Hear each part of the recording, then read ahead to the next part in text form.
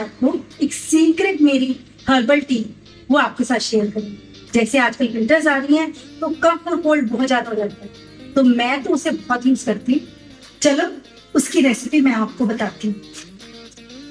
इसके लिए चाहिए हमें इलायची, धनिया, काली मिर्च, लेमन ग्रास, फ्रेश भी ले सकते हैं, मैंने ये ड्राई लिया है, और ये है तेज पत्ता, दालचीनी पाउडर भी डाल सकते हैं, मैंने स्टिक कूट के डालूंगी, अभी आपको दिखाऊंगी।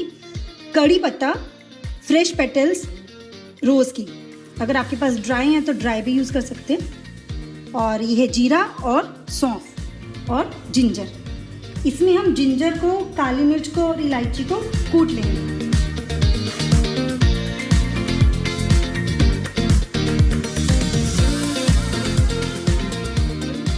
एक कप मैंने पानी ले लिया इसमें पैन में।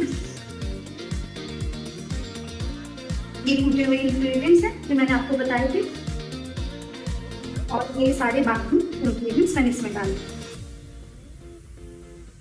इस पानी को आपने बॉईल करना है।